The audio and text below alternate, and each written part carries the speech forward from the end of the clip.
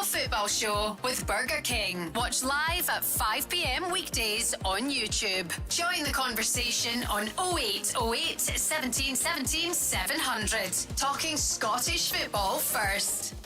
Scotland in action in 2 hours 26 minutes against the Ivory Coast as we prepare and count down for the World Cup, which is 72 days away. Well, a man who's represented Scotland is with us tonight, Andy Walker, the former Celtic and Scotland star. Evening, Andy. How you doing, Paul? Good. You might be in the 55-man squad. That is a big squad. It is indeed. I might make it. Mark, who was at Scotland's game the last time we were in the World Cup, Saint Etienne, June 1998, for the match that we went out against Morocco. Mark, great to see you and hear you tonight. Looking forward to the game at the Hill Dickinson. Yeah, hopefully Scotland can get a better result than what they got on Saturday afternoon. Disappointing defeat to Japan. That said, Paul, I do agree with Steve Clark. I wasn't happy with the booing at the tap. I think it was unnecessary. Really? They've paid their money. Yeah, but they've got the World Cup and they're getting booed after one game. No, not for me. I do agree with you. I'm just being devil's advocate, because nowadays people think they just instantly, I mean, most people didn't, but I guess Andy, he does talk about it today. This is what he said this afternoon. I didn't speak to him about it. I don't know if they were stung or not. We didn't actually talk about it. For us, it wasn't a big issue. I think I'd rather have it that way than people not too bothered about whether you do well or not. So yeah, if the expectations rise and the levels rise and that level of expectation rises, that's fine. Andy Walker, we can handle it. I thought John McGinn handled it pretty well, and he'd pretty much take qualifying for 3 out of the last 4 tournaments. Lose every game. What did he say for 10 years?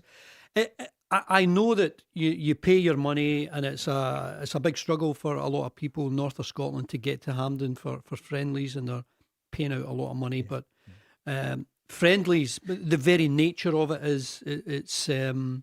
I don't think everyone is giving it 100%. They're not totally tuned in. I mean, tonight I think it will be, you might get 5 or 6 players who normally don't come near the starting 11 for Scotland, but you need to see them in an opportunity where if we get 1 or 2 of our bigger players injured, we need to see how they fare in against good opposition in a big stadium, front of a big crowd, and see how they can handle it. Mark, you're one of the few who've been in the Hill Dickinson Stadium. What's it like? It's beautiful, Paul. I think about 53,000 capacity. Obviously won't be full tonight, but it's a great place to play football. Wonderful facilities. You can walk from the city centre, so for the Tartan Army's point of view, it's perfect, and good to get a chance to see Scotland on the telly tonight. Be interested to see what Steve Clark does with team selection. He tried 1 or 2 things on Saturday because he needs to get a feel for what certain players can do,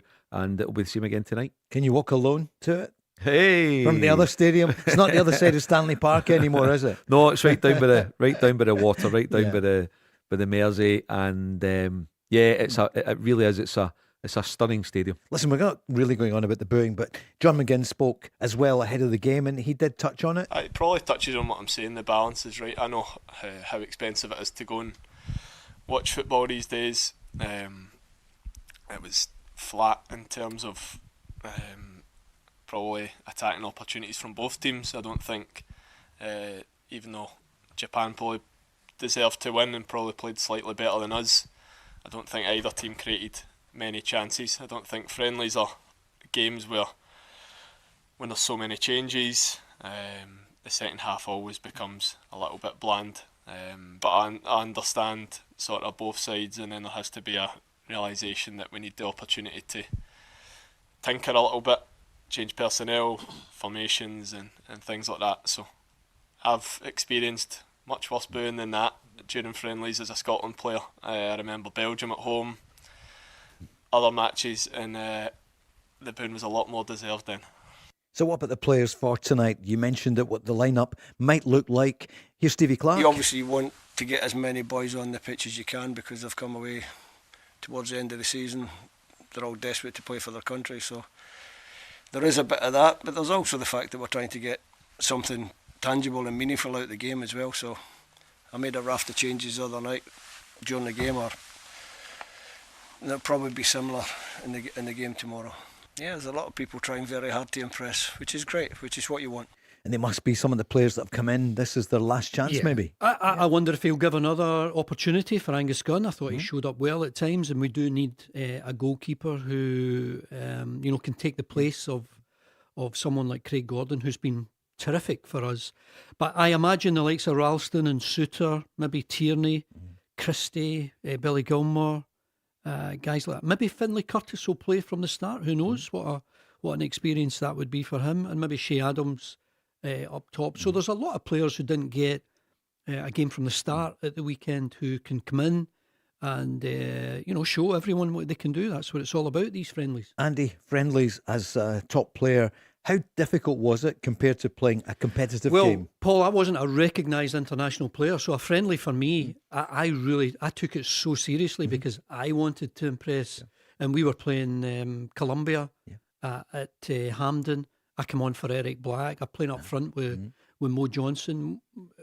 Mo was in the prime of his career, and you just wanted to show what you can do. And I think there's a number of players. Steve Clark mentioned it there. Desperate to show what they can do. Desperate for an opportunity. Desperate for a cap. That's what you all want. And you did, didn't you?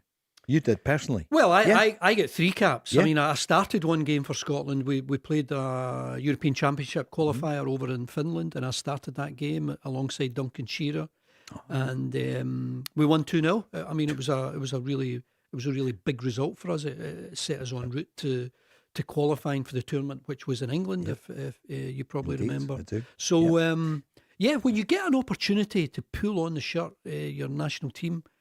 Oh, you want to take it. You want to get as many caps as you can, and I'm sure there'll be players like that tonight. I mean, Finlay Curtis, the idea of him starting the season as a Rangers player, getting an opportunity, showing up well, but then coming on for 5-10 minutes.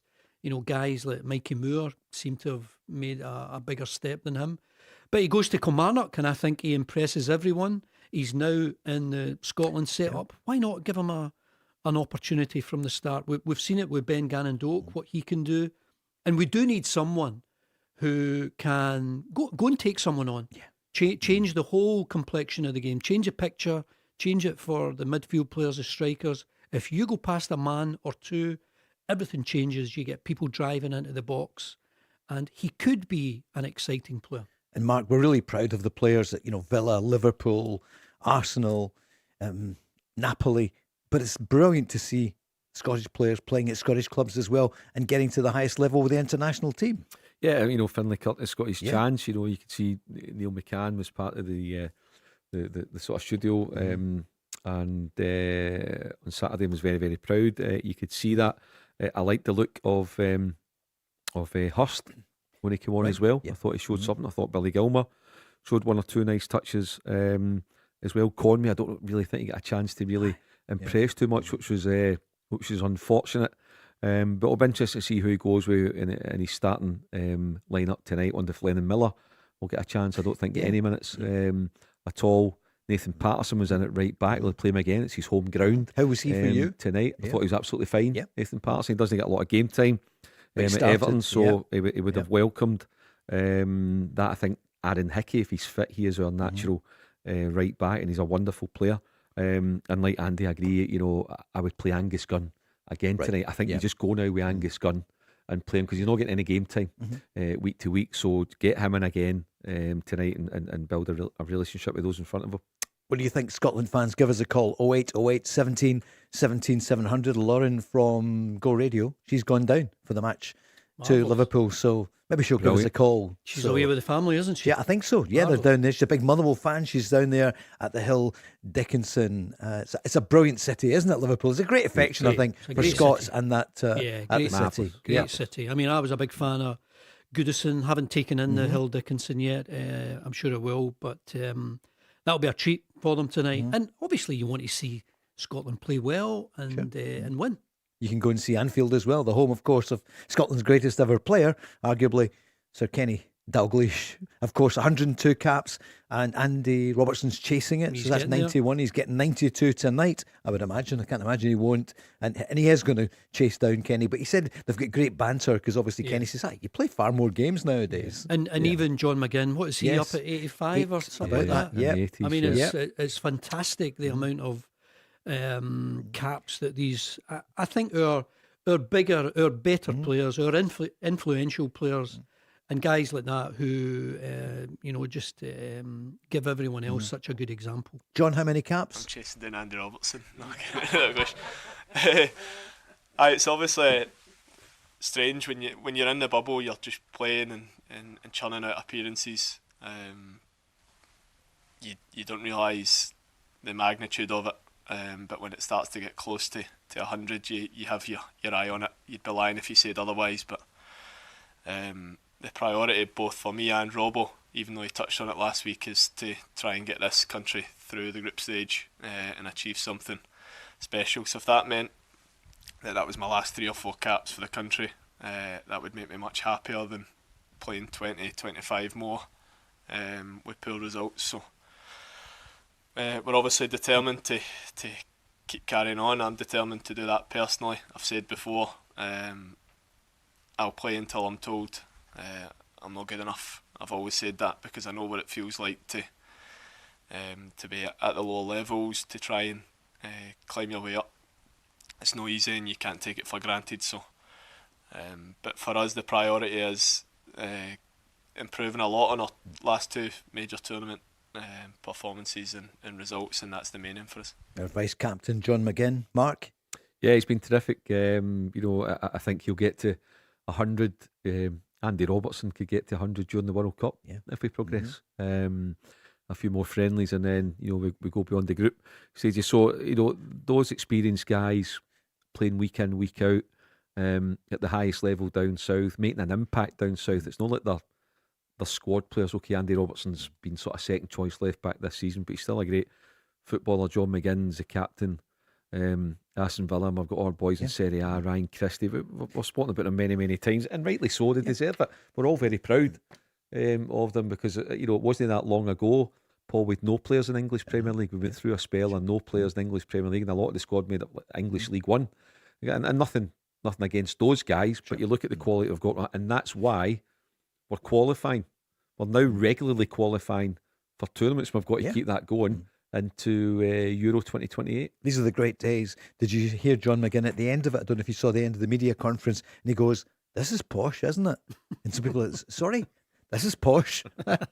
He's so real He's and down to earth, relatable, isn't he? Very Yes, relatable, and let's hope we get another celebration from him tonight after a goal. Exactly, for his nephew, isn't it? He does the for Stephen's son, young Jack. Paul, 10 years ago. Yeah.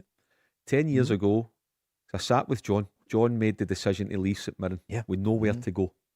Didn't have a club. Ended Really? up at 10 years ago. Ended up on trial Yeah. at Houston with Oni Coyle and Yes. Sandy Stewart. Dundee United, Jackie McNamara nearly signed him. Wow. It fell through.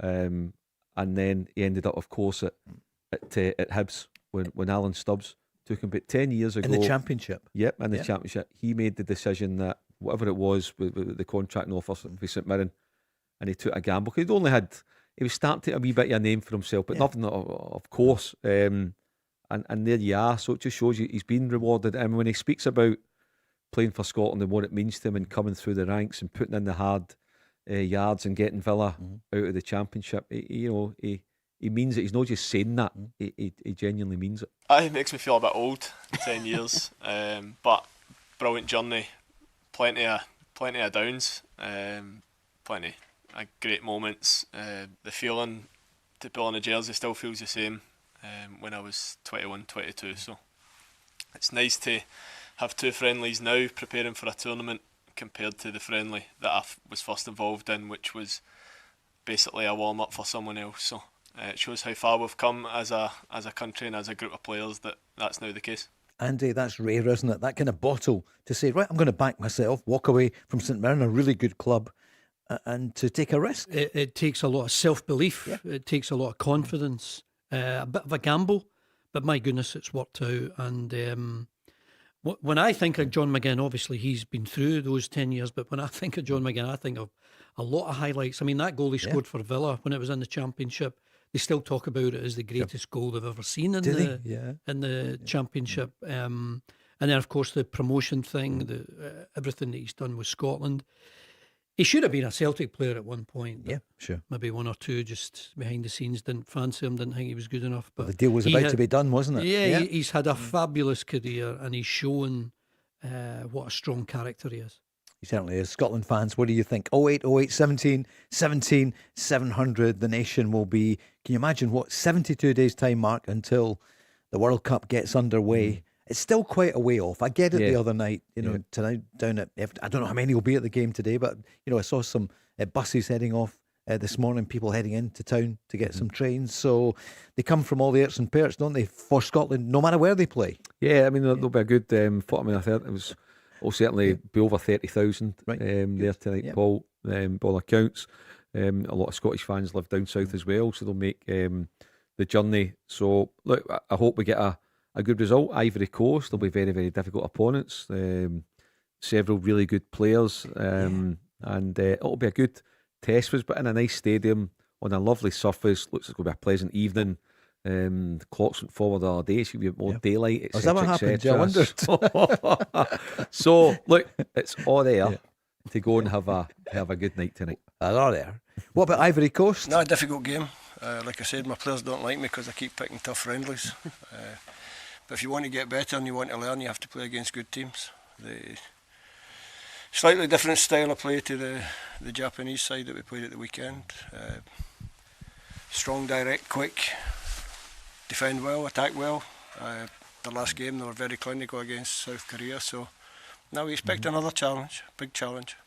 Yeah, I think they were 3 against South Korea. Yang played there. Some games to look out for tonight, Andy. As you know, Bosnia against Italy. This is the other qualifiers. Yeah. Czechia against Denmark, Kosovo against Turkey, and Sweden against Poland. And there's a Celtic interest in the Sweden team, obviously. Of course. Negrin. I've got to say, my eyes were drawn initially to the Bosnia-Italy tie. Yeah. I watched the Italy game against Northern Ireland, and they won 2-0. And it would just be remarkable if Italy were to lose out again. That would be the 3rd World Cup in a row if they're not there. I mean, former winners, such a great footballing country. And they won the Euros just a few years ago. And they won the Euros at Wembley. Yes. Thankfully. So, so yes, I'll put my money on Italy going through tonight. Yeah.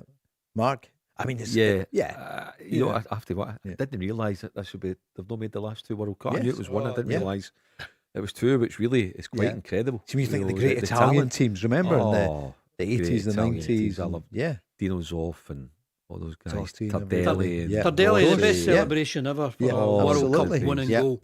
Just tremendous. Wasn't that amazing? Beautiful. And what about for Negrin then? Celtic's top scorer, Mark. He's playing tonight for Sweden. Yes, against Poland. Lewandowski still banging him in. Yeah. From Poland, he must be about 48 now. Jakinowski's still in. Still going. So, hopefully, and of course, the other Scottish connection is Billy Reid is Graham Potter's assistant there too. So it'll be lovely to see Billy and Graham Potter, because it's been a difficult couple of years, albeit they've been handsomely paid. I get that, but at Chelsea and West Ham, it's been far from ideal. So I'd love to see them getting Sweden to the World Cup. Indeed, the World Cup qualifiers tonight as well. But Scotland in action against the Ivory Coast. There's a friendly as well, but it's from the home counties and countries rather, the home counties. It's Wales, Northern Ireland, and Craig Bellamy. His name's been mentioned in the lineup for potential Celtic managers for next season. And Rangers fans, what are you thinking? Your players will be heading to the Sun, although you're not in the Cup, but you're in the sunshine in a couple of weeks' time. 0808 17 17 700. The Go Radio Football Show with Burger King. Yep, the football headlines tonight. Scotland will be in action in just over 2 hours' time at the Hill Dickinson Stadium. That's a sponsorship, I think, Mark, isn't it? Yeah, it's a legal firm. Is that what it is? I'll tell you what. I thought it was some old buffy that had been in charge of the club or something. You know, a great person. I know. Well, anyway, enough mentions then of the. Yes, I believe it's illegal, but a great place. The players will enjoy it. Listen, they get to play in what's a great stayed all around the world, and your John McGinns, your Ryan Christie's, all those boys will have played there for their respective clubs against Everton, and in the Scottish team. What a great job, David Moyes is doing there. Alan Irvine, who's his assistant, is also Steve Clark's assistant, and David Moyes, by all accounts, going to get offered a new deal. Is he? At the end of the season to extend his stay by a couple of years, and why not? Are Everton going to get better than Davy Moyes? Absolutely not. He's a great fit for the club, and he'll drive them forward. Next up, a West Ham fan on the line now. No, but I mean, they just didn't know what they had, did they? But sometimes it's almost like self-harm, isn't it? Davy Moyes, Andy, Everton is his fit, sure, and he does so many good things there. And I think everyone has been enthused about the new stadium, the new surroundings, and want to bring some fresh memories, just to give them that stadium. It's, you relate it to fresh success. Some great managers in England. I'll talk Arteta in a moment. Did you play alongside Davy Moyes? Because he came through the ranks at Celtic. No, I played against his Preston teams, and that's where he was really making a name for himself, and did really well there. Because he wasn't really a regular, was he, at Celtic? It was tough for him to break through. I can remember a great Old Firm game he played where he set up a couple of goals. He was playing as a right back rather than a centre back. But he made the right decision going down south, and his career has blossomed since then. Billy's been on 08, 17, 700 saying, what about in England?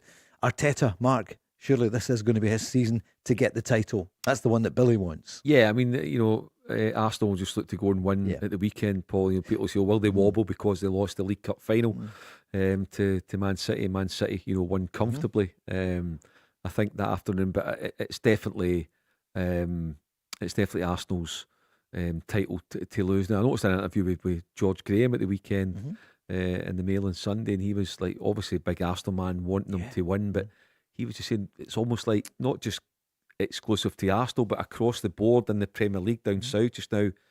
He just thinks too much focus on set pieces, the jostling, the blocking. They said, what's happened to the football? What's happened to the football? It's great to see Arsenal winning, but I don't think he's overly enamoured with the style of play at the moment. Andy, have you got a view on that? It's been a big topic recently, hasn't it? Everyone talks about it. I mean, you listen to Derek McInnes. I was at the Hearts game recently where they beat Dundee by a 0-0, and that came from a set piece. And speaking to Derek McInnes after the game, I think he's probably a wee bit annoyed that the players didn't get in as many crosses into the box as he would have liked.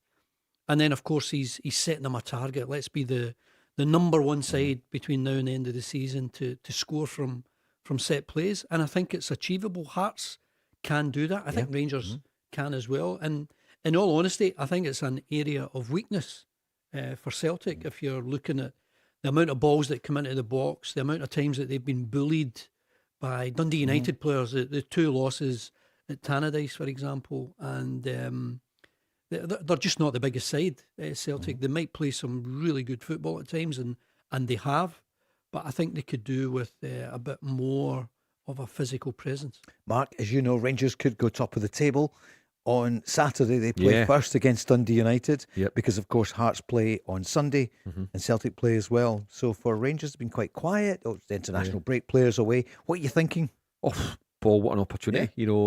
Danny Rule doesn't need a team talk on Saturday afternoon. Just go and win the game because they've got a superior goal difference to Hearts. So just go and win the game and put ourselves on top of the table, even if it's, for less than 24 hours. Just go and do it. Go and see how Hearts respond. Go and see how Celtic respond as both of them play on Sunday afternoon. So it's a great opportunity for Rangers to really put pressure. And if they're serious about winning the title, which they are, of course, with 7 games to go, you've got to win on Saturday. You don't win on Saturday and Hearts go and win, you're leaving yourself with a mountain to climb. But I would expect Rangers to win comfortably. 50,000 really excited, noisy Rangers fans in the stadium, and I think Dundee United are in for a torrid 90 minutes.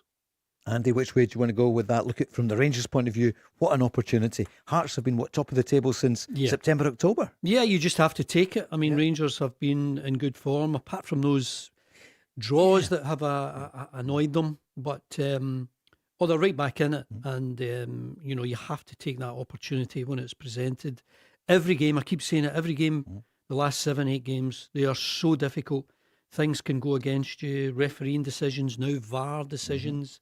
But they're at home. They'll be big favourites against Dundee United. They should win. Will you fancy them? Yeah. I fancy them You to do. win, yeah. Livy against Hearts. Now, we all know the story. Just a month ago, Rangers went there and they were 2 down.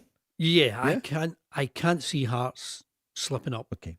I mean, I couldn't see Rangers slipping up there. I mean, you look at Livingston, and at this stage of the season, I think they're probably in the running for the worst team that's ever been involved in the top flight at this stage, where we've played 31 games and they've won just one, and I think that was like the third week of the season. It's like 28 games without a win.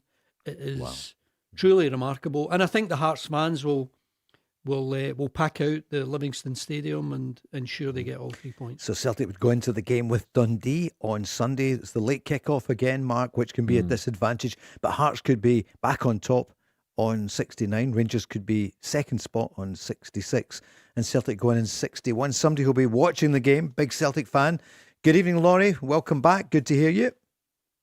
Paul, good evening. Good evening, Mark. Good evening, Andy. Hi, Laurie. Hello, Laurie. I will be watching the game, of course, Paul. However, as I'm now more kind of hopeful than optimistic about Celtic winning the title after the loss to Dundee United. Yeah. I think that the Blessed Martin, as I call him, perhaps might now be looking for divine intervention to get us across the line, you know. It's the right time of year, isn't it? Yeah. Absolutely. Anyway, I'm hopeful. I'll be watching the Scotland game tonight, of course, and I'm inclined to agree with Mark about the booing that took place at the game at the weekend. I mean, we have qualified for the World Cup. Many other nations have not. And I think that, these warm-up games are preparation simply for the real deal in June. And it's only natural that the manager is going to experiment and try different permutations. I'm hoping the Italians qualify tonight because a couple of reasons. They've got a pedigree, having been 4 times winners of the previous tournament. But also, there is a huge Italian population, of course, in the United States, particularly in the East Coast. So I think that they will give the tournament quite a boost. In fact, I know Big Mark is sitting there. He, obviously, I'm assuming with his surname, is of Italian Scottish descent. Mark, I would put it to you, big man. Call me Sty, Laurie. Call me Sty. Sorry, I missed your point. Sorry. I said to you, Mark, you might not have heard it. I said you're Italian Scottish descent. Yeah. I would put it to you, big man. You are a Roman and a Gloman. Aye, well, that's a good one, Laurie. I'll agree with you on Italy tonight. I hope to see Rino Gattuso's team winning tonight and going through. And you're right, all the New York and Boston, all those places, all with the Italian parts of it and the cities. Yes, I think they would enhance the tournament. So yep, hopefully Italy do it tonight. But the most important thing, of course, is that Scotland's already there. Yeah, Andy, the Italians. We'd love to Sammy see. Boney, he too is of Irish. Sorry, Italian extraction. So he obviously will be looking for Italy to prevail tonight. So I hope for both him and yourself, and indeed for me, enhancing the tournament, as you said, that they do prevail and go through. I could imagine a World Cup without Italian participation, but yeah, no, I agree, Laurie. I think that they have got so much to offer. It was, I don't know if you heard Andy earlier saying they haven't qualified for the last 2, which I didn't realise. I knew it was one. I didn't realise it was 2. It was quite remarkable. Even to be honest, that even that they're in a playoff, but I think they'll do it tonight. I think it'll be nervy. I don't think it'll be comfortable for them, but I think they'll get over the line. Guidi's Cafe? Yeah, is that any relation, Mark? No, we'll talk about that afterwards. Sorry, Laurie, next point. Paul, I wanted to ask both Mark and Andy 2 questions. Yep. Firstly, do they think, now that Celtic are needing the snookers, if you like, to win the league, Their destiny is no longer in their own hands. I'm quietly optimistic they can still do it. What do Andy and Paul think? And post-season, if the Blessed Martin decides not to continue in his role, who would their favourite be to succeed him in a managerial post? Andy? Well, my favourite would be, you wouldn't need to look too far, just up the road at Motherwell. I think Jens Askau has been absolutely terrific this season. The style of play, what he's done with Motherwell, for Motherwell. I think even just the way he conducts himself. I think it's a huge step, of course, Laurie, to go to Celtic, especially this summer, because it's nowhere near any sort of settled team. This is going to be a huge turnaround this summer. So many players are there on loan. So many players are going to leave. So many want to be away and maybe should have been sold earlier for a maximum profit. But I think we would all agree there's maybe been a bit of mismanagement there. And Celtic this season off the park with all the stuff that went on when Brendan Rodgers left. You know, Martin O'Neill coming in initially and then leaving, and Wilfred Nancy being appointed, dropping so many points and then being sacked. Martin O'Neill coming in again, and we're now down to the last 7 games, and they've still got a chance. But you know, Hearts first of all, and then Rangers, I think, are ahead of them at the moment. So it's going to be really tough to win it. But if you're asking me who I would choose to be the next manager, I would go for the Motherwell man, Laurie. Mark, on both points, I see Martin O'Neill spoke to, I think, Celtic TV, saying Celtic are still in the hunt, and of course they are, but they do need, as Laurie said, snookers. What do you feel? Yeah, well, on the league race, first of all, the maximum Celtic can get to, Laurie, as you say, they need favours. The maximum that they can get to is 82 points. So I think their only margin for error would be 6 wins and a draw. They might win the title with 80 points. 80 points might win you the title. But it's more realistic to think that they would need to get to 82 and win every game, which is a big, big ask. And even if you do that, no guarantee that's going to win you the title. So Celtic's sort of against it, but I'd never write them off. I don't think you can write any of the 3 off at this stage, and particularly with Celtic having Martin O'Neill, and they've won, I think, 13 out of the last 14 leagues. You don't do that unless you know what you're doing. However, on the managerial front, I hear Andy, and there's not a lot wrong with the Jens Askau. Robbie Keane is most certainly in the frame. I think he may well be the favoured candidate from within. However, there's a couple of reasons why, if I'm Celtic, if I'm Dermot Desmond, I would just offer the job to Martin O'Neill just now, whether they win the league or not. And I'll liken it to what I said, Paul, this time last year about Barry Ferguson. Yeah. You've got somebody in the building. There's a massive rebuild to go.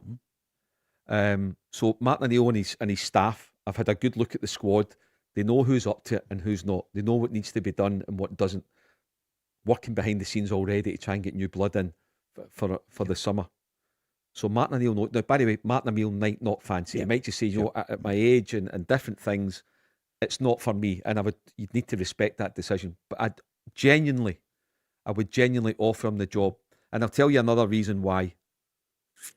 Martin O'Neill has the total respect to the Celtic supporters. And the way the relationship is just now with the supporters and the hierarchy, I don't see there being a quick fix to that. I think this is going to rumble and rumble and rumble and may never be sorted, Paul. It could take years for this to be sorted out, for full harmony to be restored.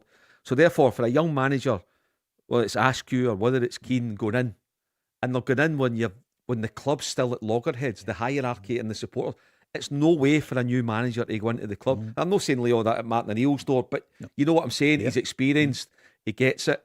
He has taken a hell of a lot of heat off the hierarchy during these 2 spells, a hell of a lot of heat.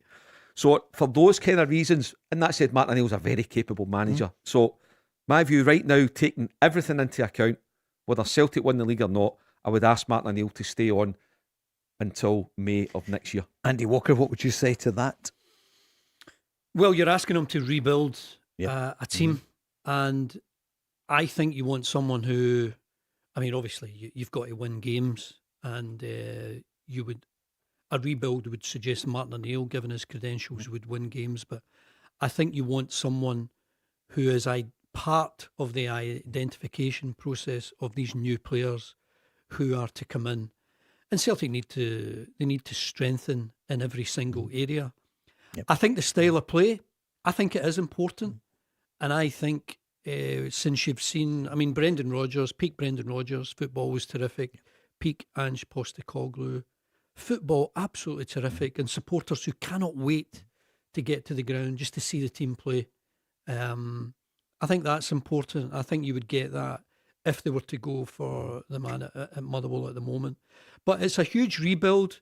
I mean, if they ask him and he says no, he's 74 and he knows the pressures that come with that, I totally get it. But if it was up to me, and I'm sure there's a lot of different input from a lot of people at Celtic, but as Mark was alluding to, it's really only one man that makes the shot. Of course, it's up to Dermot Desmond. And they can do all the homework they want on any individual. If Dermot Desmond doesn't like him, then he'll not get the job. Laurie, what would you say to what Mark put forward for Martin O'Neill? 100% in agreement with Mark. We need a period of stability. Things have been far too chaotic the last 12 to 18 months. And I don't want to sound sycophantic, but I also agree with Andy, because if Martin isn't offered a position or declines the position if offered, then I think the Motherwell manager probably would be a good bet to take us forward. His philosophy is in keeping with Celtic's tradition of playing attacking football. Paul, what I will also say is that if we do win the league this season, it will be despite the board and not because of them. And it's not up to any new manager, Laurie, to cement better relationships with this board. It's up to this current board to go to the supporters, and I think I said it last week, just drop the arrogance, drop the condescending tone, speak to them like adults, not the way they were spoken to at the AGM, and I think you need someone strong off the park. And I totally accept there are some very difficult Celtic supporters to accommodate. You know, there's a new group there that are maybe a wee bit entitled. We should be winning everything every year. And I, for one, I'm glad that there's a strong challenge from Hearts. I like when Rangers are strong. I only won one title, and Rangers had a right good team. It gives me a lot of good feeling just being part of a team that beat a really strong Rangers. And I like that about Scottish football. So it's not up to any new manager to build bridges with the support. That is not part of his job. But it kind of has been for Martin O'Neill for much of this season. Laurie, thanks so much for an excellent contribution. We're back after this. The Go Radio Football Show with Burger King. Sure is. Tuesday night international football. Let's hear from Stevie Clark. Looking forward to the game tonight. And what's important for him this evening? No injuries is the ultimate priority. After that, probably performance. And then if you go back on that result, obviously. Look, I think people can look at it any way they want. We have to look at it. If John said exactly what I've said there, then I think we're all on the same page. And if we're all on the same page, other people can think what they want. And John McGinn said, look, we trust the manager. I would say so. I think in my first, I know I'm heading towards my 85th cap, but in my first 10 to 15 caps, I had 3 managers. I might be wrong there. But what the manager has instilled has made us very tough to beat. And we don't have the same squad strength as other squads to go and play that free-flowing attacking football. And I think if anyone in the country, players included, had to choose, let's play attacking free-flowing football but not be in any major tournaments, then I know certainly what option we would choose. I know deep down, if the supporters and everyone in the country had a choice to qualify for 3 out of the 4 major tournaments on offer, or to score more goals and concede more. But when you watch Japan, the movements they have, they're very athletic. They want you to come at them. They want you to just go so that they can pick you off. Now, there's things we need to improve, absolutely. We didn't play our best at the weekend, but it's certainly going in to face top teams in the summer. We need to get the balance right of sticking to being hard to beat, but giving teams a problem, and we are capable of doing both. We can't sit back too deep and become too hard to beat. But what we changed after the manager came in was, right, we need to defend better. First and foremost, we're shipping goals at Hampden, left, right and centre. We managed to do that. We've gone away from home and got some big results defending, being hard to beat. And our home record in qualification matches is brilliant. So, like I said, it's if we had the choice, it would be 3 major tournaments out of 4. Mark? You can't disagree with that. They're right, they were so easy to beat, and John McGinn's thinking, but I think it was Gordon Stratton gave him his debut, then Alec McLeish was in charge for a year or so, then Steve came in, and we're talking about, Paul, 1998, when did Steve take over? 2019, 2018? So you're talking, 20 years since we qualified for a tournament, so you had to do something to change it. We've been difficult to beat.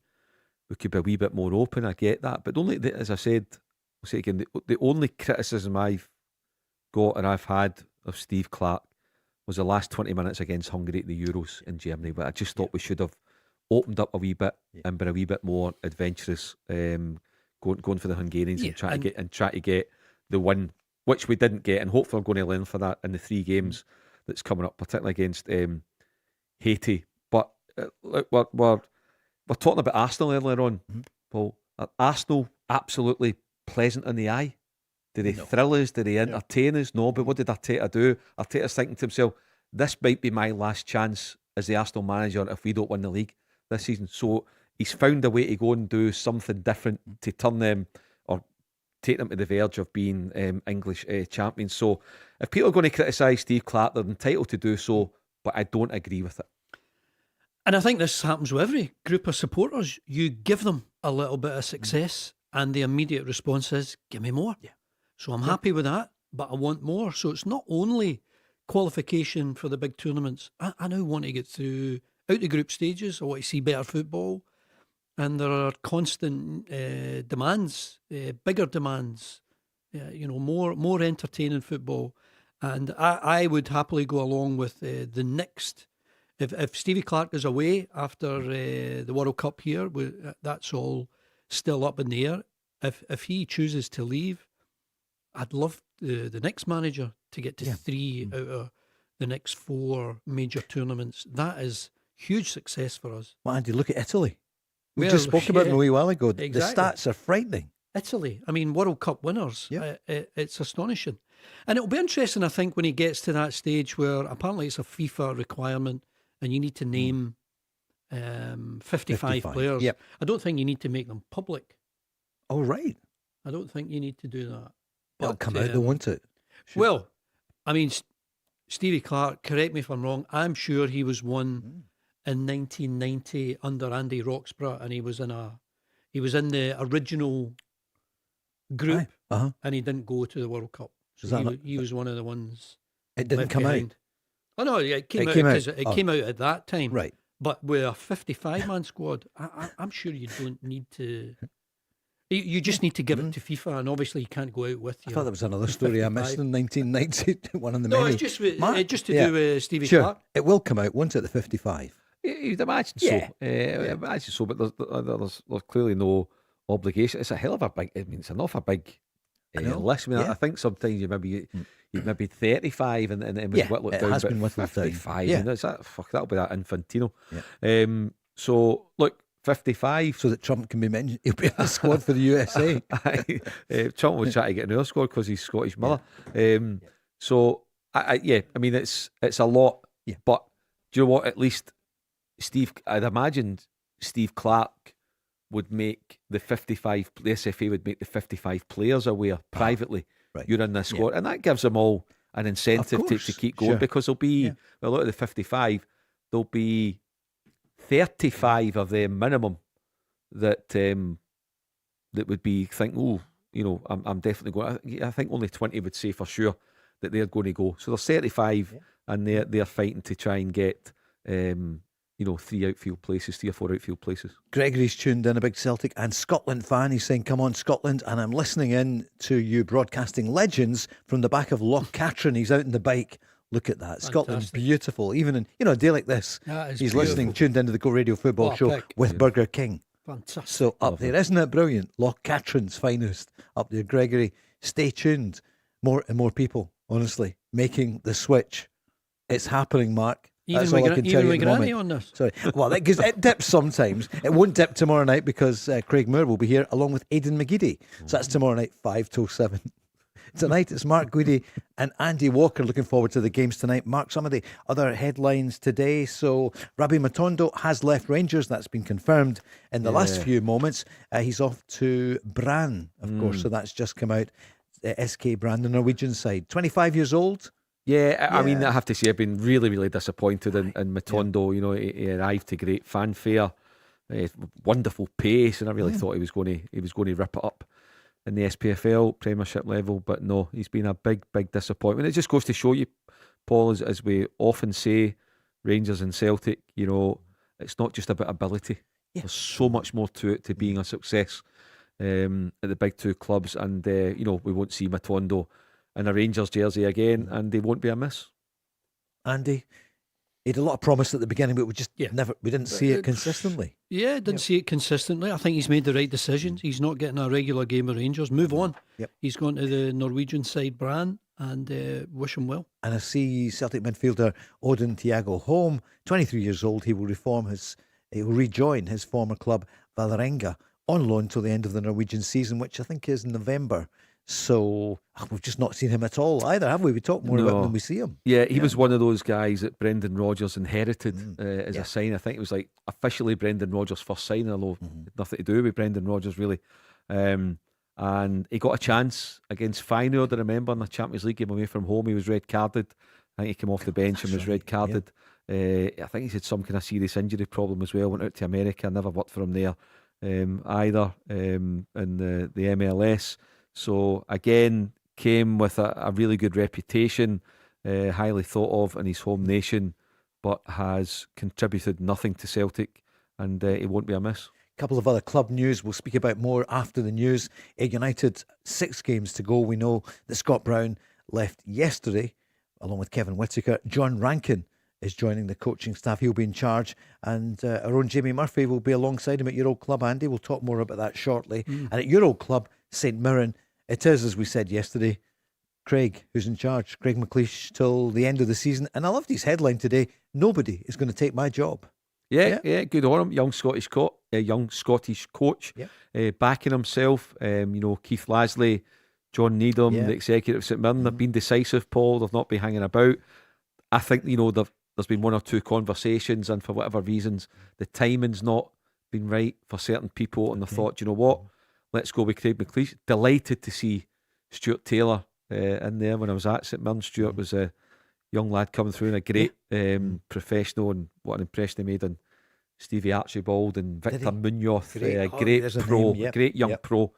Stuart Taylor, he's had a wonderful coaching career. Paul Lambert had him with him several times. Tony Dock had him at Dundee. So his experience will be invaluable to Craig McLeish and St Mirren moving forward. And what a game to kick off with. Officially, St Mirren, Aberdeen, the Stephen Robinson derby. A game, Paul. We'll talk about that after 6. We'll have the team news as well, because the clock ticking down now towards kick-off. Scotland against Ivory Coast. We're back after the news.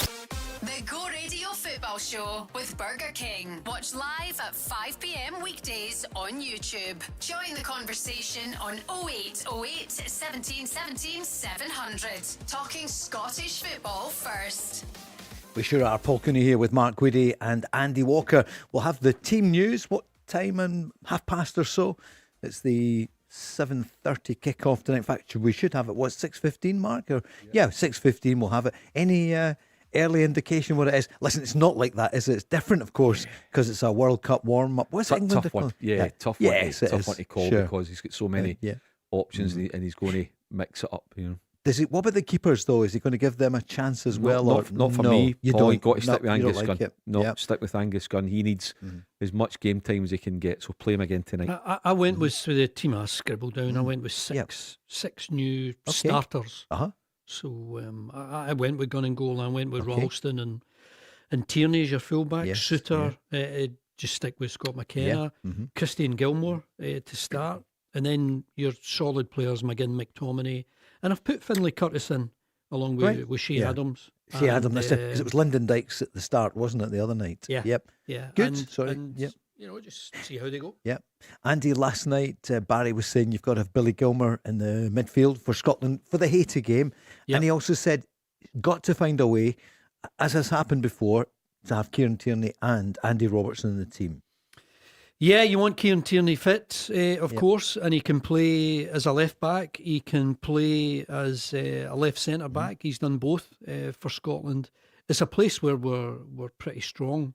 Hickey can play right or left. It's a strong position for us, but yes, you want Tierney, Robertson. My goodness, if you can get Hickey fit as well, I think it makes for a strong starting 11 for us. Here's John McGinn, the vice-captain, speaking about tonight's opponents, the Ivory Coast, and there's a couple of players they have that we know. It's a completely different challenge for us again. We've got the luxury of not playing a playoff, so we get the chance to play against African opponents for the first time in a long time.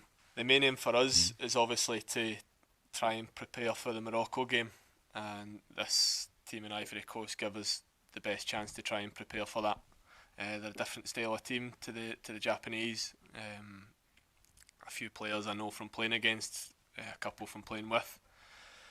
So it's going to be a big test, but what it is an opportunity for the manager to see new players, give players a chance to stake a claim for the summer games. So while we want to win because we're aware the friendly records or the lack of victories in friendlies is a little bit alarming. But the priority is to get minutes into the boys' legs, give people a chance to show what they can do leading into the summer, which is the priority for these two games. Mark, what are you thinking, having heard from John McGinn there? Because it is a balance, isn't it? Yeah, I mean, obviously, it goes with it saying Scotland want to win tonight. They don't want to leave the park to any more negativity, but it's going to be a tough game, Paul. A really tough game. A draw under normal circumstances wouldn't be a bad result tonight. I've scribbled down a team as well.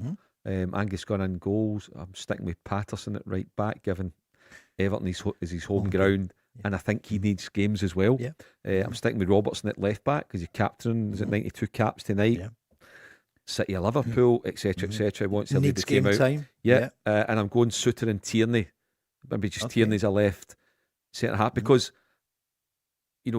Whatever happens, if they're all fit, then Steve Clarke needs to find a way to have Tierney and Robertson in the team together. And obviously, Robertson's going to play because he's a captain, but you need to find somewhere for Kieran Tierney for me to play. He's too much of a big game player, he's got too much experience from not be starting in the World Cup games. Midfield of John McGinn, Scott McTominay, Ryan Christie, Billy Gilmour, and Lennon Miller. I think I'd have Lennon Miller in ahead of Curtis, and then Adams up front. And I would like to see a wee bit more of Hurst. I'd like to see him getting another chance again. To obviously Lyndon Dykes would probably feature at some stage. And then you've got the chance to make 5, 6, 7, 8 substitutions, and I'm sure a lot of the guys will come on. Andy, not that far away from yours, but it's different. Whatever happens, he's going to make changes. Here's the manager. Just be looking at your squad of players and deciding to play different systems against different teams, or different ways against different teams, or different personnel against different teams. Trying to give the players that you pick the best opportunity to be the best they can be in that particular game. And what he expects from his players. An understanding of the system we're playing. I've explained to them why we're playing it. And then obviously good execution of that system on the pitch.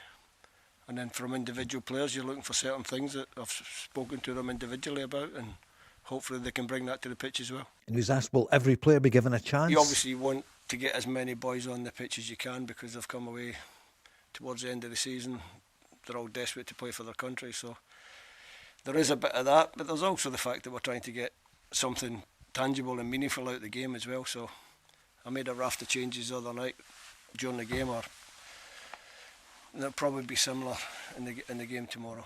Yeah, there's a lot of people trying very hard to impress, which is great, which is what you want. Sure, there'll be nothing like it to be in that squad for the World Cup. Is it 26? Yeah. 26 that are 26, going, so 55 initially. The Ivorian team tonight, so Amad Diallo, who was at Rangers member played 10 games, 3.5 years ago, Andy?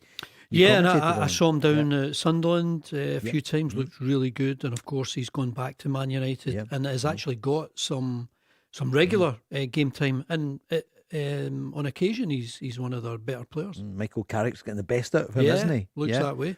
Mark Diallo. Yeah, he's a good player. You know, I think at certain points he looked like a kid when he was at Rangers, and he was. To be fair, he was. You know, certain things like when Mikey Moore first came to the club. You know, his first 2 or 3 months, he looked like a wee boy, but now he's developed. You can see him really matured, and been one of Rangers' main players the last 2 or 3 months. So yeah, you know, Ivory Coast, a lot of good players. They'll cause Scotland problems, and I can almost kind of sort of judge it, Paul, in the first hour, because as he'll make a lot of changes, but he'll start with a team to go and try and take the lead to stay in the game, and then the changes will come obviously the last half hour. Ibrahim Sangari, of course, Nottingham Forest, solid player, Andy, worth quite a bit of money.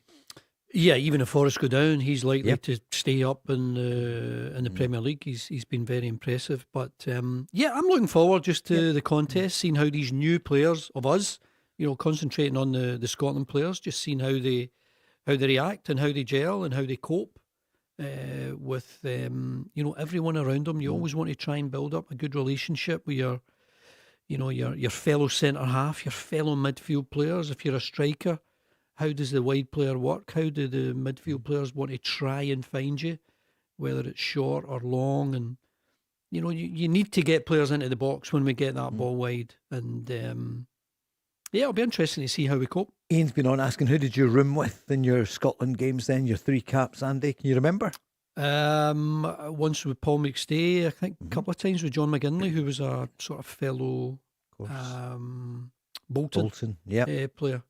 But I think going away with any national team, you're, you know, everyone wants to do well. Everyone's got their own goal, whether they're with Celtic and Rangers. And I always felt the Celtic and Rangers players, the real high level of respect for one another, pretty much under the same pressures.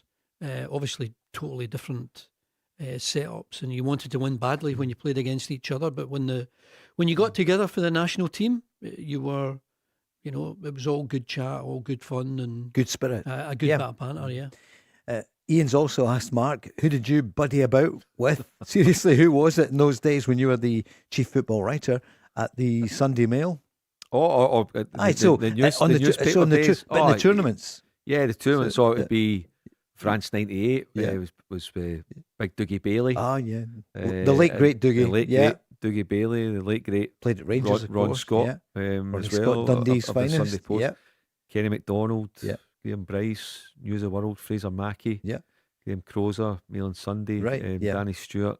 So John McGarry was News of the World, Dougie Alexander, Michael Grant. Well, it's a 55-man squad. Michael Grant, great stuff in the Times, isn't he? Michael's a great really writer, good isn't he? Yeah, big Aberdeen supporter. Is he? Yeah. You'd never know. And maybe in the Championship, maybe the way it's going. Lovely. He used to do your column at Sunday Herald. No one ever did my column. Always did my own column. But Michael was a great teammate. If you're like hopeless footballer, but a great teammate. Or did he put it down as expenses? I'm buying Andy to great fun, isn't it? I mean, it's just to build up for the World Cup, because John McGinn was talking about how special it's going to be. It's obviously a huge opportunity for all of us to show what we can do on the biggest stage, representing our country. But for me, fortunately, in between then, I've got massive games for the club, so it lets me kind of take my mind elsewhere until the summer. So still a lot of football to be played, but for guys like myself, Kenny McLean, Robbo, it might be the last opportunity to show the world what we can do. Of course. Dougie's been on saying, what about Craig Halkett? He'll surely be in the 55. Derek McInnes, Mark, not happy that none of his players. We know Lon Shanklin's been injured. He will, I would imagine, be on the plane. And also Craig Gordon still getting treatment. You never know. Yeah. But you can understand, top of the table since September, October. Yeah, I mean, I think I said last week, if I'm Derek, yes, I'm disappointed for my players, because it would be kind of a reward. But Steve Clarke will pick players he thinks can help him win games of football. He's also very loyal, rightly or wrongly, very, very loyal to some players who don't get regular game time at club level. But on the other hand, I'm also thinking, if I'm Derek McInnes, you're beauty. Our players, I've got them under my control. They can have their days off. They want their days off. They can come in when we've got to work. They're not going to go and pick up injuries or whatever. So on the other hand, I think it's great for Derek that he's just got his players and he's allowed to manage and control them. Get into this crucial stage of the season. Only 7 games to go for them. Yeah, of course. No Scottish Cup. Same for Rangers. 7 games, 7 cup finals, 21 points up for grabs. And if Hearts or Rangers take 21 points, they'll be champions. Yep. The one who's really impressed me over the course of the season has been the left back Harry Milne. I know he was injured when I was at Tynecastle last week when they won against Dundee. He had a calf injury, but he's been very impressive. But then you look at who you're leaving out of the team, of the squad. It's an area where we are really strong when you've got Hickey, Tierney, Robertson. Very tough to get into that area of the pitch. A bit more from John McGinn about the balance between preparing, giving a bit of value to the fans there and the result, but the eye is on the prize, and the prize is the World Cup finals. I understand. There's probably needs to be a bit of balance. I get both sides, but I'm sure the manager and those involved will get criticised for not giving people a chance. There's also, we've got to be aware of the standard of teams that we're playing.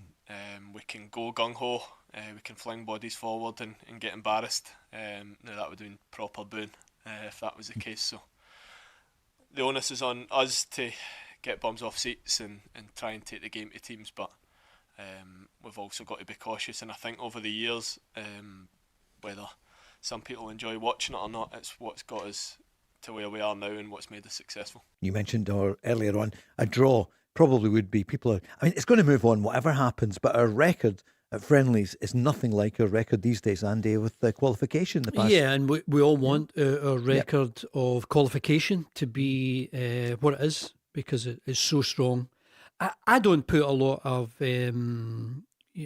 strength in, we got a great win against the Ivory Coast in a friendly when we started with 5 or 6 unfamiliar names and we made 8 changes. It doesn't really mean a great deal, but I totally get it when what I mentioned earlier about those who are given an opportunity. If it is Lennon Miller, if it is Finlay Curtis, my God, it's a big game for them. They really want to impress. But to me, the result, it's not immaterial, but it's all about the performance. It sure is. 0808 17, excuse me, 17 700. It's the international match tonight. Not be too long until the World Cup itself. What about the position at St Mirren? We talked about it just ahead of the news. I want to go back to it because a few Saints fans are on saying they really hope. Thank you, Stevie Robinson, for everything you did. But can you imagine, Mark, this weekend, Aberdeen? Because, listen, both teams equally need the points. Because who would have thought it? That Aberdeen come to town to Paisley, 30 points, just 3 points ahead of St Mirren and Kilmarnock. Oh, Paisley Saturday, Paul, 3 o'clock. yeah. No way for the faint-hearted. And, Stephen Robinson will know St Mirren inside out. Craig McLeish will try and come up with 1 or 2 surprises. And really, I don't like using the word because I think it's used too often and I don't think it's justified. But for me, it's about bottle for the Aberdeen players. I'm not sure they've got it, Paul. I'm not sure they've got the fight.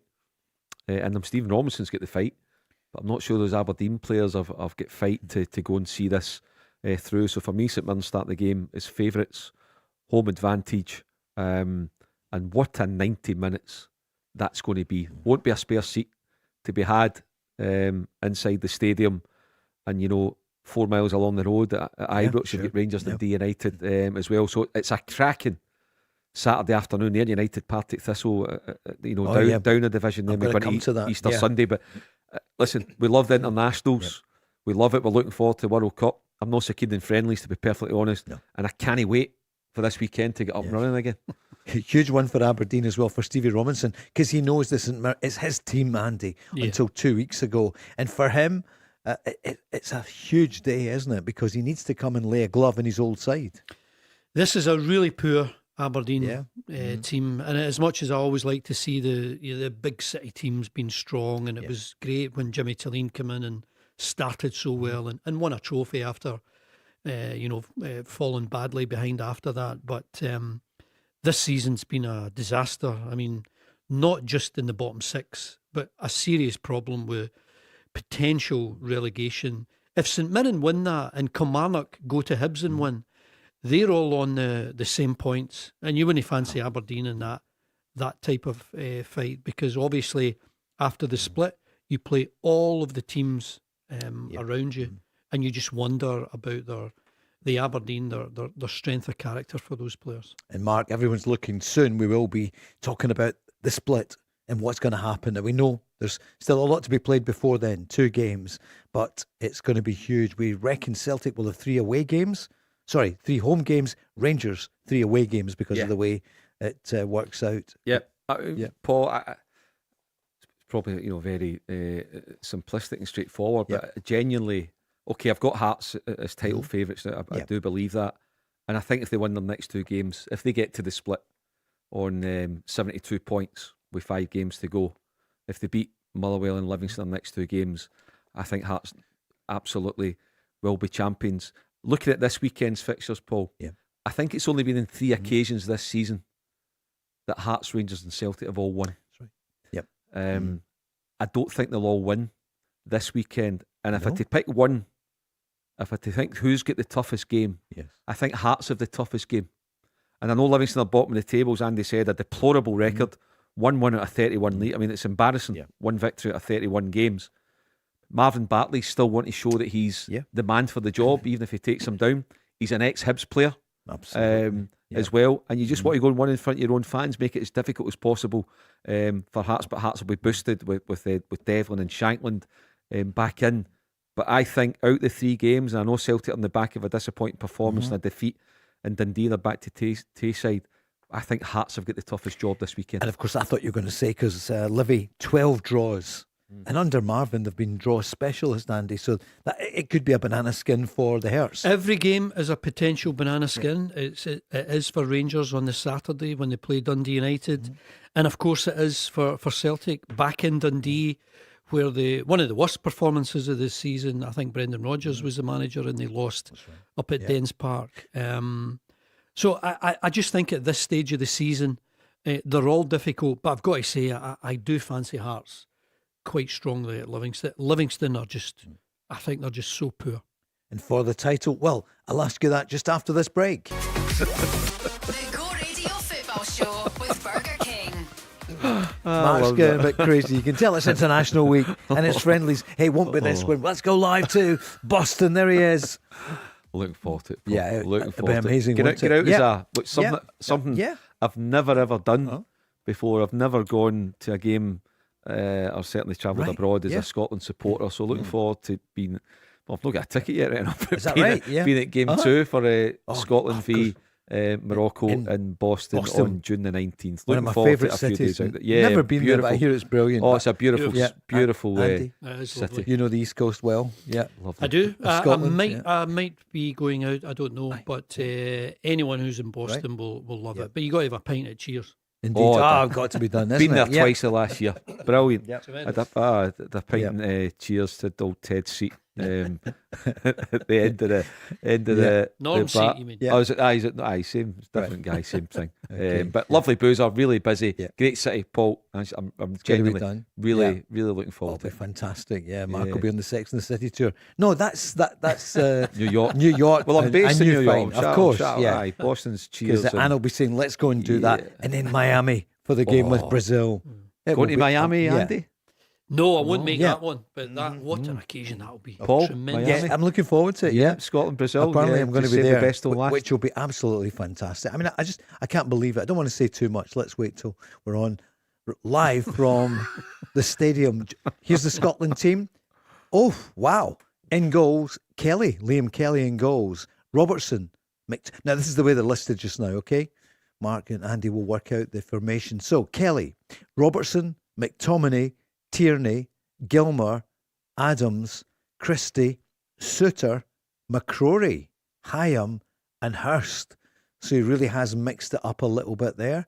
On the bench, Gunn and Bain, the goalkeepers, of course. Patterson, who started at the weekend. McGinn on the bench. Dykes on the bench, who also started. Henry, Miller, Ferguson, Conway, Ralston, McLean, Irving, Curtis and McKenna. But there you are, the starting 11: Kelly, Robertson, McTominay, Tierney, Gilmour, Adams, Christie, Suter, McCrory, Hyam and Hurst. What Mark? is that? Do you know, 3-5-2, yeah. Andy? Is that Yeah. 3 centre halves? I think it is, but I did a Bristol City game recently at Hull, and it's funny enough, I spoke to Ross McCrory after the game, and I spoke to him because he scored an absolutely brilliant goal, and he was playing as a right back that day, and he found himself in the box, ball broke to him, and he finished it like an accomplished striker right into the top corner. So I think Ross McCrory has got a lot to offer, and a huge game for him tonight. He's got a chance to impress for Scotland, and I think it's great. Yeah. So you've maybe got McCrory, Robertson as Robertson as wing backs. You'd have Suter, Hyam, Tierney. You've got McTominay, Gilmour, Christie. Christie. You've got the front two of Adams and Hurst. and Hurst. Nine changes. Yeah. Nine changes. Wow. 9 changes. And Thank by you, the way, Mark. delighted for Liam Kelly. I would have Angus gone in, but delighted for Liam Kelly. Really good guy.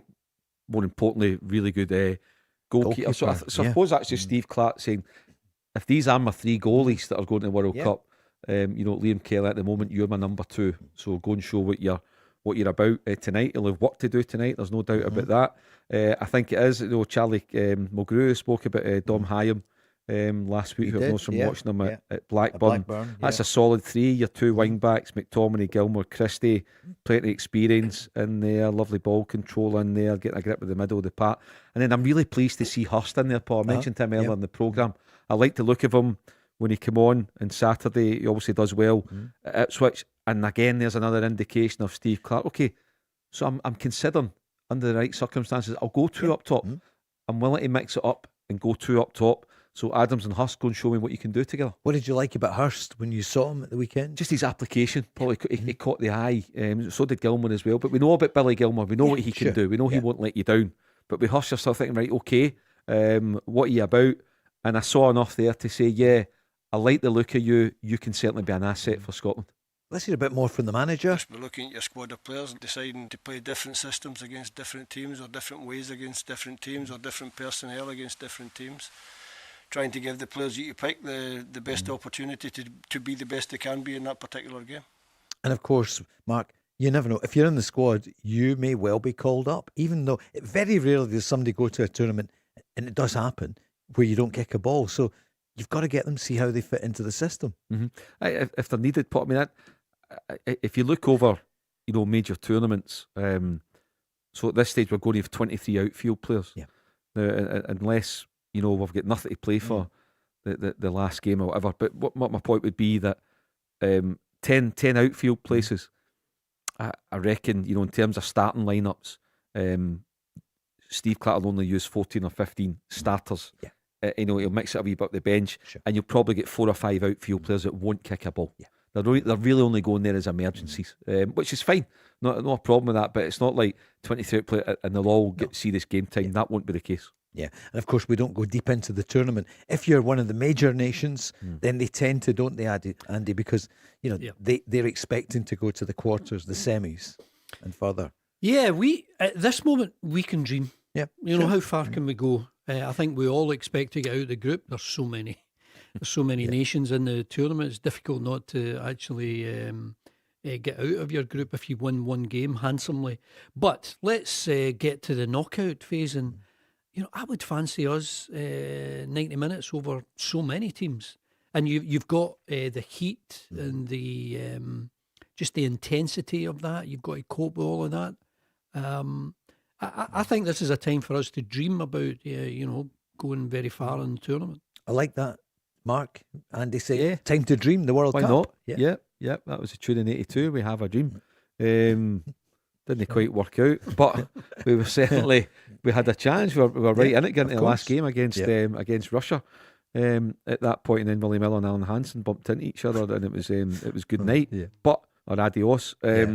But no, we have got a chance, and like I said, I was kind of half joking, but it's almost harder to get knocked out of the tournament than it is to to stay in it. So go there with belief. That I said, I think, you know, the FIFA gods have been really kind to us, because the opening game against Haiti and then finishing with Brazil, that would be the perfect scenario, Paul, if you to offer that to Steve Clarke. And if you can nick a point off Morocco in between, then great. But Morocco are a top team. I mean, they really are. They are a top team.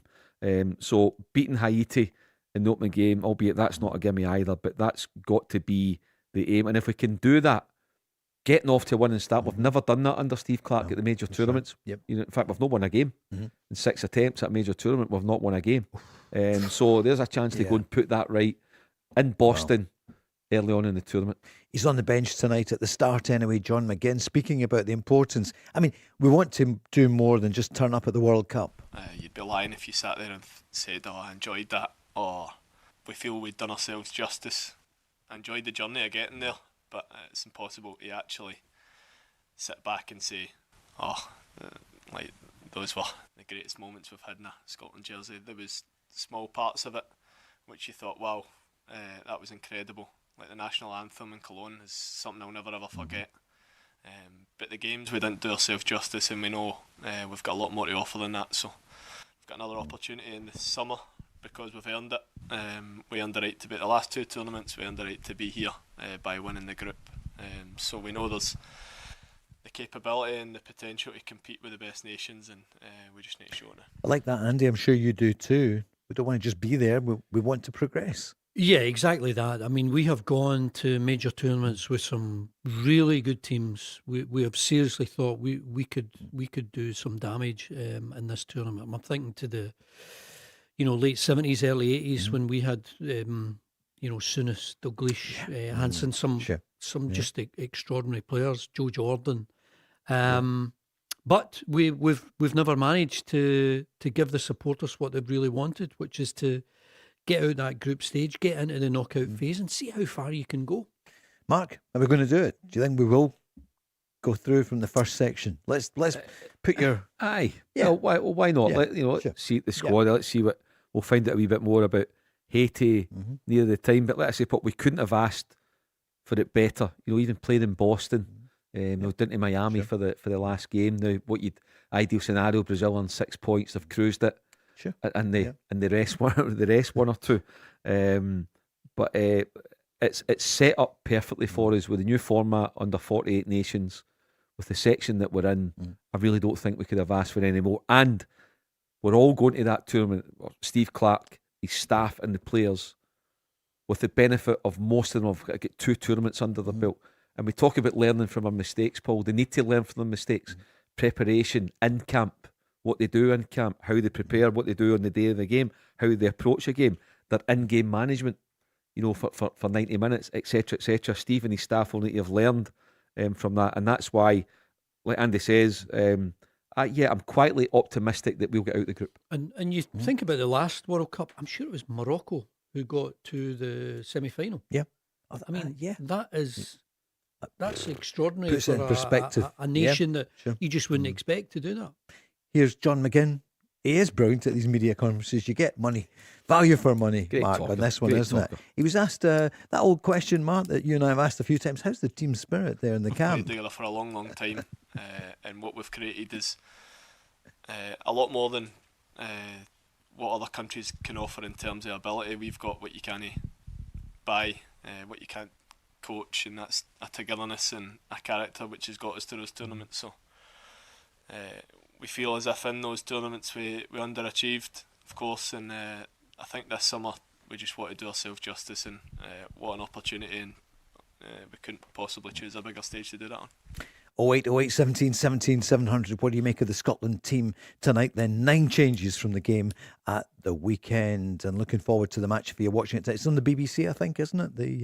They took it away. They should come out with a bit more promotion of it, but that's where Sky are really good. I find it with Premier Sports and sometimes the Beeb now as well, really. I'm sure they have got loads of trails on it, Andy. Game's on, we'll all watch it. Of course. We will look forward to it. We certainly will.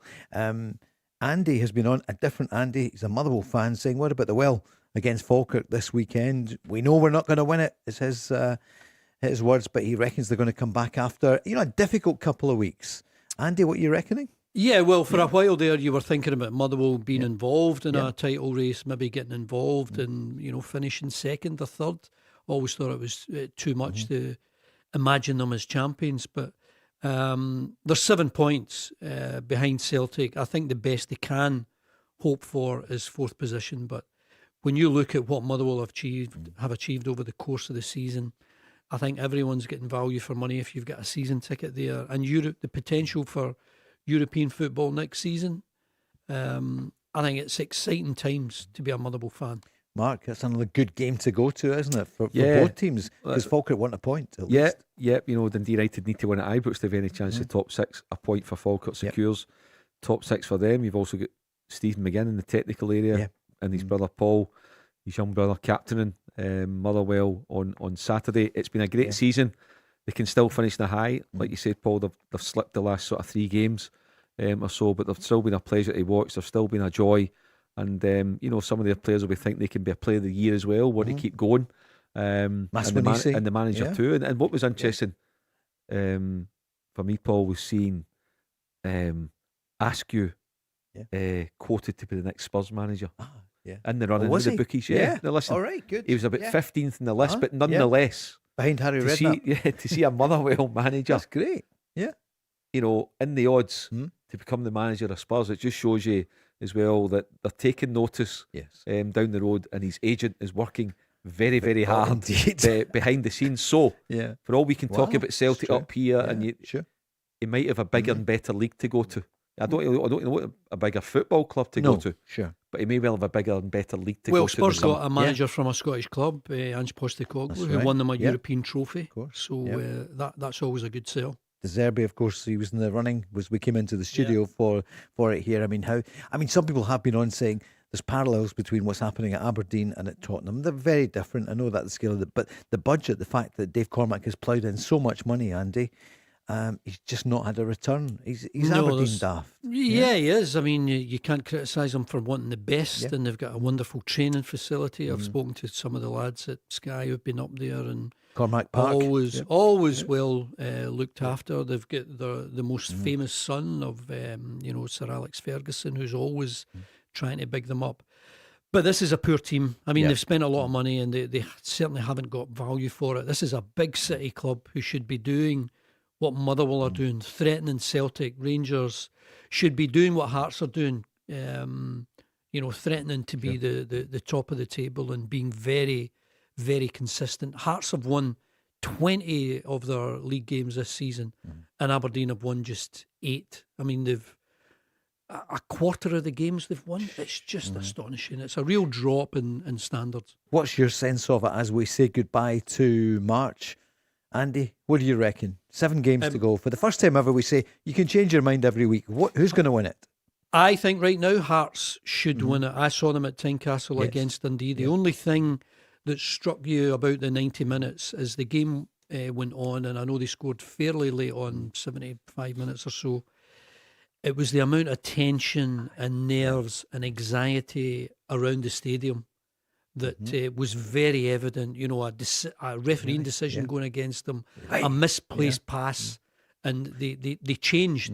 It wasn't the Hearts supporters that you normally see. They're all on edge, and I think that can sometimes transfer onto the pitch, and it's the last thing you want. Mark, what do you feel? March 31st, who's going to win it? Hearts at the moment, for me, Paul. They're top of the league for a reason. They've been there since week 5. They've had to overcome different obstacles during the course of the campaign. None bigger than losing their captain and their talisman, Lawrence Shankland, for 7 or 8 weeks, and they still stayed top of the table. They've come through difficult run of fixtures. They've lost at Ibrox. They lost to Hibs. They lost at Kilmarnock, but they're still top of the table. So they're there for a reason. But they'll need to produce their very, very best over the next 7 games to stay there, because any slip-ups, then Rangers or Celtic, one of them will take advantage of that, I'm pretty sure. But right now, it's very hard to see past Hearts. And at the other end of the table, Hibs Killie this weekend, Andy. Killie not out of it yet, and we know that they're second bottom joint with St Mirren, but they're well ahead of Livy. but they're still in that drop zone. What do you feel?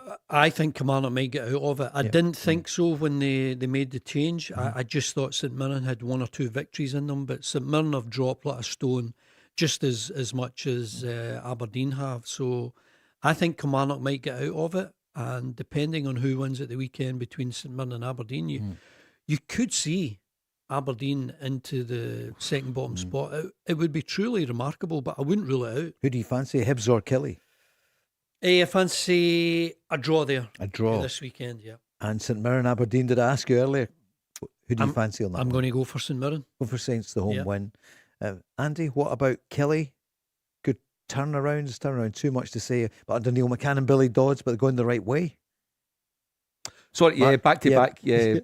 So I thought you said Andy. I probably did. Back to back wins for Kilmarnock and 2 clean sheets. And I funny enough, I agree with Andy's 2 predictions. I think a draw at Easter Road, and I really fancy St Mirren to beat Aberdeen. Okay. And I think now, Paul, we're talking about how it can go at the top. Yeah. But the bottom, I do think Livingston will go. I think that's fairly certain. There are no arguments there. Sure. But I think Aberdeen will end up in the playoff place. Aberdeen, Partick Thistle. Oh, wow. Yeah. Wow. What about the Championship? We'll speak about that and Scotland after this. The Go Radio Football Show with Burger King. Well, just after 6, we gave you the Scotland team for tonight. Mark, you were saying 9 changes 9 for the changes. game with the Ivory Coast, for those just tuning in. Yeah, only 2 remain in the starting 11 from the Japan game on Saturday. That's Scott McTominay and skipper Andy Robertson, who will lead the team out for his 92nd cap tonight. The Scotland team, Andy and myself believe it's a 3-5-2. It's Liam Kelly getting the nod in goals tonight. 2 wing backs, McCrory and Robertson. 3 central defenders, Hyam, Suter and Tierney. Central midfield 3 of McTominay, Gilmore and Christie, and a front 2 of Adams and Hurst.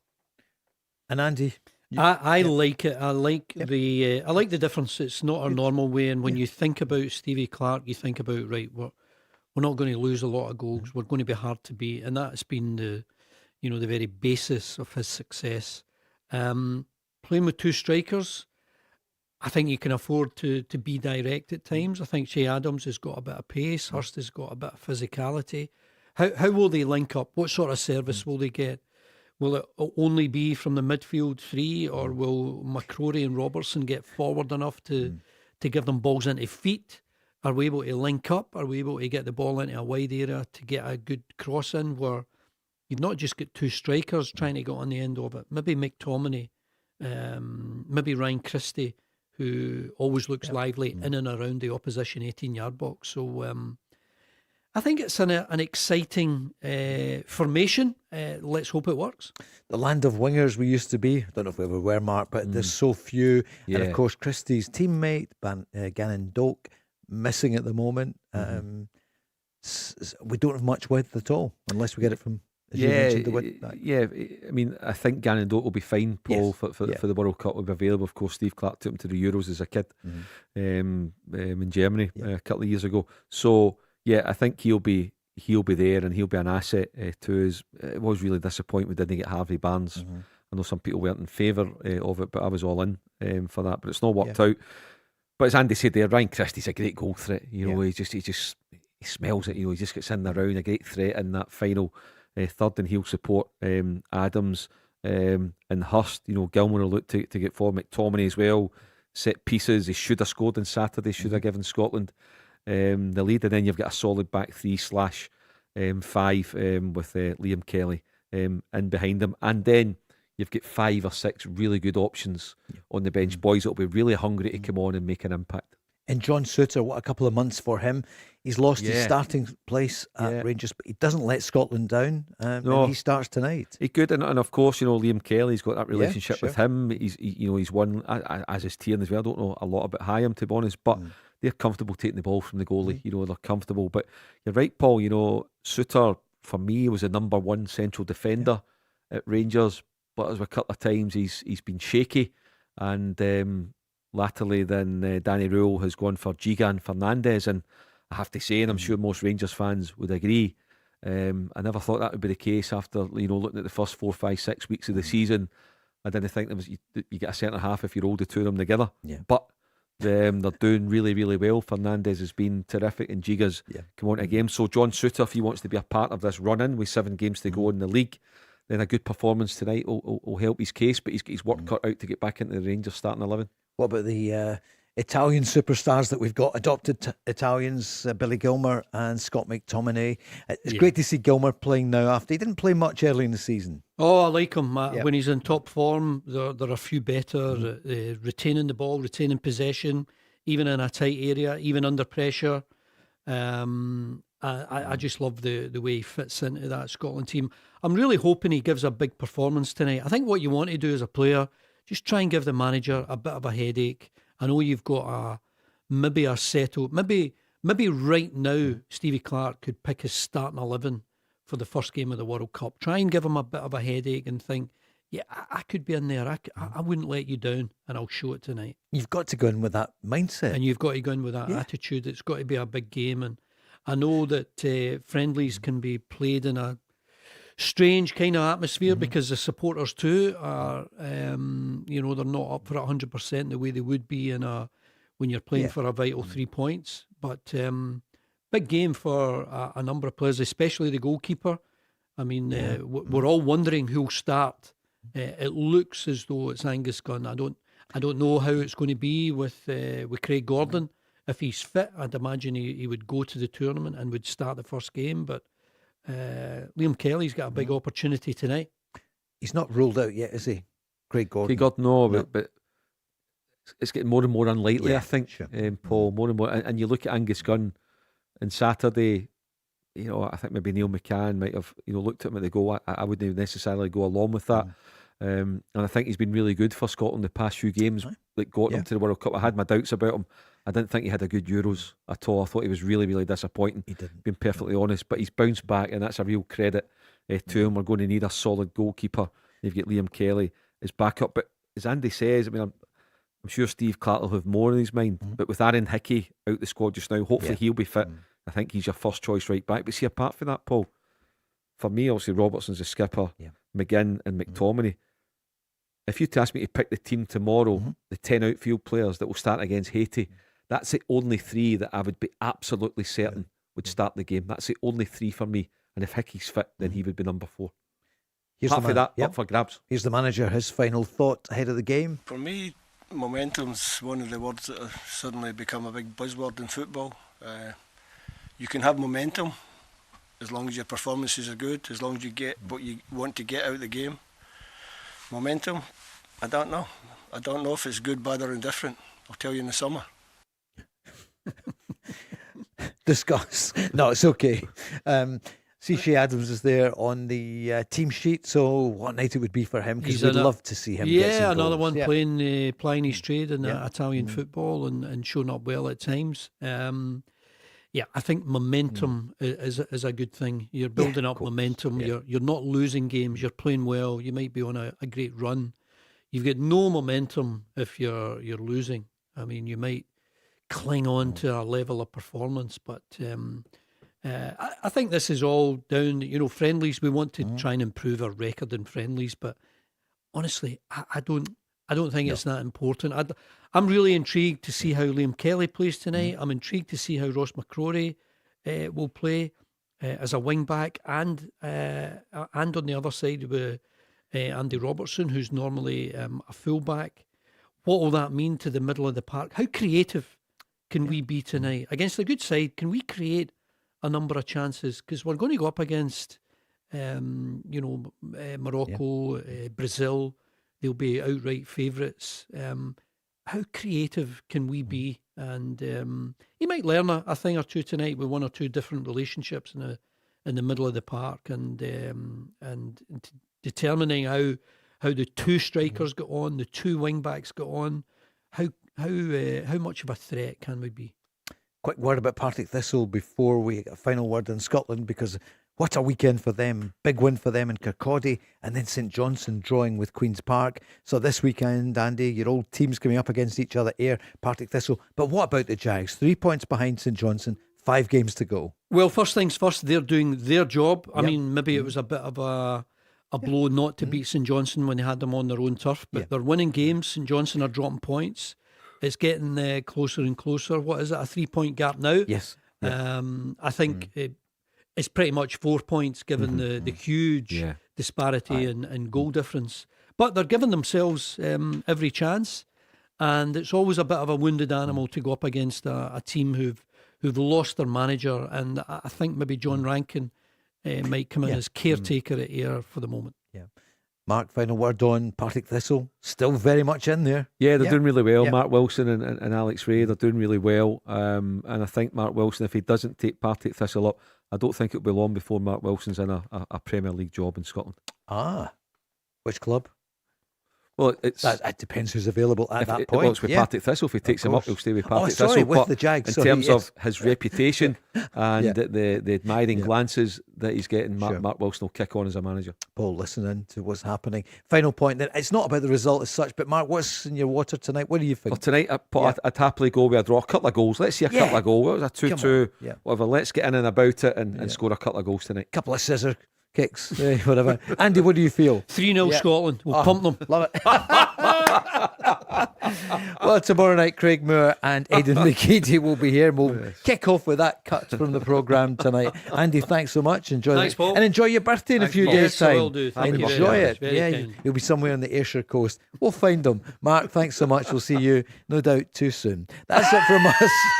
News is next. We're back tomorrow night. Hey, Jokel Day is standing by. We've got everything here in Go Radio. That's coming up after the news.